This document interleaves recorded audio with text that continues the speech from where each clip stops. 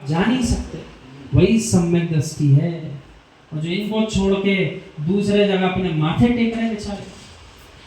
आगम में दोनों कथन आते हैं। कुछ मुनिराज यूं भी कहते मिलेंगे, एक बार मिथ्यात्व के नमस्कार करने में 1,00,000 वेश्या के भोग का बंद होता है। लेकिन आगम में दूसरा कथन भी है, 4 गुना अधिक।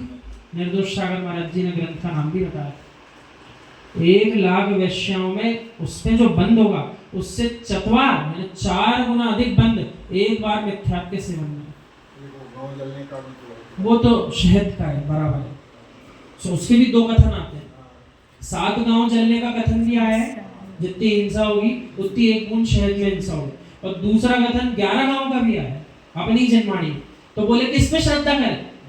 किसी भी बात पर अश्रद्धा नहीं होना चाहिए, किसी भी बात पर।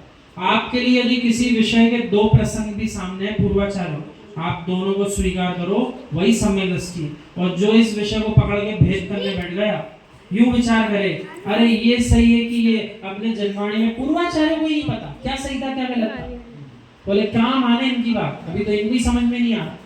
कोई कह रहे 7 गांव जलने का बंद होगा, कोई कह रहे 11 गांव जलने का बंद होगा। अपन तो करो सेवन, तो वो कितना बड़ा ज्ञानी है भैया। हम तो कह रहे हैं 11 गांव नहीं मानना, 7 गांव मान के बंद कर दो, लेकिन पहले काम तो बंद कर दो।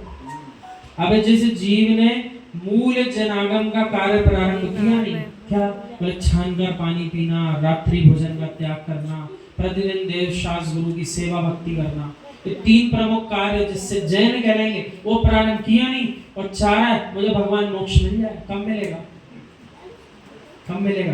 भगवान जिनेंद्र भी कहेंगे पहले अपने आप को जैन तो बना ले, और जैन बना ले फिर हम तेरे लिए कुछ आगे का काम बता दे। अभी तो बोले तूने अपने आप को जैन ही नहीं बना। ध्यान नहीं करने वाला केवल ज्ञानी नहीं बन सकता। यानी जो जीव ध्यान करता ही नहीं है, चाहे पंचम काल हो चाहे चतुर्थ काल हो, जिसमें ध्यान करने से अपने आप का मन हटा लिया, वो कभी भी केवल ज्ञानी नहीं बन सकता। और जो आज श्रद्धा से पूरे भावपूर्वक मां जनवाणी का श्रवण कर रहे हैं, सो आचार्य भगवान विशुद्ध सागर जी कहते हैं हमारी चुनौती है तुमको अगली पर्याय में से किसी न किसी पर्याय में केवल ज्ञानी बनना पड़े, मुनि दीक्षा धारण करना पड़े। तो आपको ये मजबूरी स्वीकार है कि आनंद के साथ स्वीकार है? आपको आनंद के साथ स्वीकार करना चाहिए। अध्ययन करोगे श्रुत का तो प्रवचन में तुम बरसोगे, ध्यान करोगे आत्मा का तो केवली बनकर बरसोगे। क्या कह दिया? अध्ययन करो जनवाणी माँ का, प्रवचन बनकर तुम बरसोगे, और ध्यान करोगे आत्मा का तो केवली बनकर बरसोगे। कितनी सुंदर बात। यानी अध्ययन तो प्रारंभ करो, अध्ययन करोगे तो प्रवचन रूप में झलकेंगे, और प्रवचन करने के बाद ध्यान करोगे तो केवल ज्ञान रूप में भी बरसोगे। आनंद आएगा। जिसको केवल ज्ञानी बनना हो उसको मां जनवाणी का अध्ययन करना चाहिए। कुएं के पानी का परमात्मा के अभिषेक के लिए उपयोग होता है, गंधोदक बनता है। मेरे मित्र अभी मैं शुद्धि को गया था, एक बालक आगे आगे जा रहा था, श्वान नाली का पानी पी रहा था, तो उसने उसको ही भगा दिया।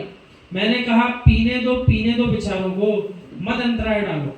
श्वान नाली के पानी को चाटता है और कुएं के पानी को कलश में भर भर के तीर्थंकर का अभिषेक होता है।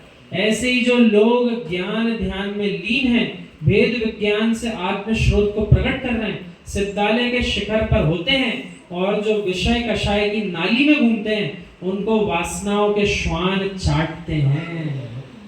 यानी अपनी अपनी चॉइस है, ऐसा कह रहे हैं आचार्य कि तुमको उस जल की तरह बनना है जिसको गगरिया में भर के प्रासुक करके भगवान जिनेंद्र के मस्तिष्क पर ढाल के गंधोदक बनाया जाता है, वो जल बनना है, या जो नाली में सड़ा जल जिसको श्वान चाटते हैं वो बनना है। सो उपाय बताया, जैसे जीव को गंधोदक रूपी जल बनना हो, सो क्या कह दिया?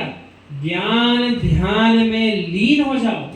इसमें लीन हो जाओ, ज्ञान ध्यान में लीन हो जाओ, सो तर जाओगे। तो जो ज्ञान ध्यान को छोड़ के कुछ भी कर रहे हैं पंचम काल में, वो सब वापस जहां से आए वहीं जाने का काम करें। कहां से आए? सिद्धशिला से आए। कहां से आए लौट हैं? अधोगति से आए, फिर अधोगति जाने का काम कर रहे हैं। सिद्ध भगवान बन जाओ उसमें दोबारा आने ही नहीं पड़ता। मात्र सिद्ध अवस्था ही तो ऐसी है जहां से दूसरी कोई पर्याय फिर धारण नहीं करना पड़ता।